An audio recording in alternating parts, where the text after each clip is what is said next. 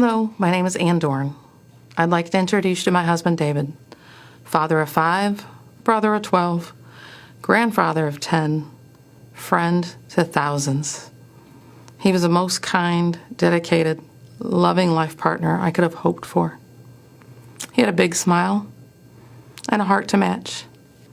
He was blessed with the gift of gab, and that gift enabled him to touch souls and inspire people, especially young people. Oh, how kids loved him, and they really loved him back. Dave was all about service. He served 38 years in the St. Louis Metropolitan Police Department and 6 years as Chief of Police as the Moline Acres Police Department. After 44 years, he retired from law enforcement, but he never retired from helping a friend in need. Since he befriended every person he met, he was a very busy man. One example of that was his friendship with a young man named Lee. David met him when Lee was just a kid, after members of his family were attacked and murdered.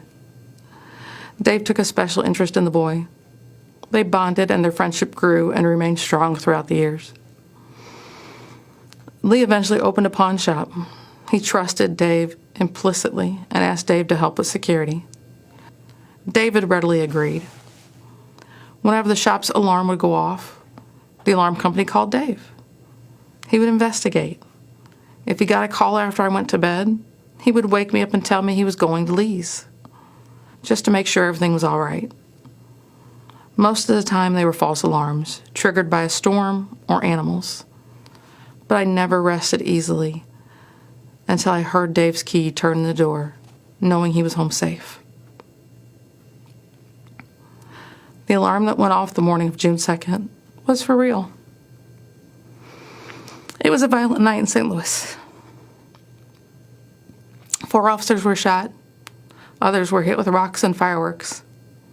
At least 5 businesses were damaged, looted, or set on fire.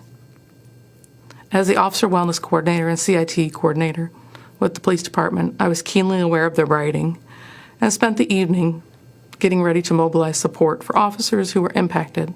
After I'd gone to bed, David received a call from Lee's alarm company. The front door of the pawn shop had been breached. This time he didn't wake me up to tell me.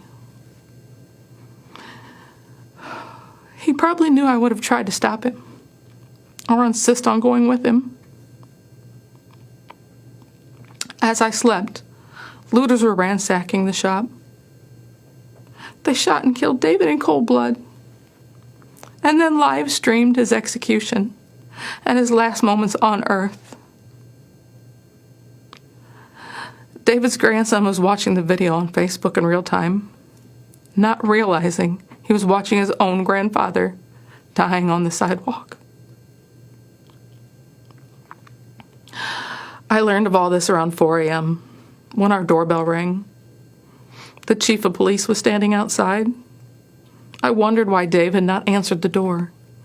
It wasn't uncommon for him to be up watching TV at this time. I called out to him several times. There was no reply. He just wasn't there. I let in the chief, and fighting back tears, he uttered the words every officer's spouse dreads.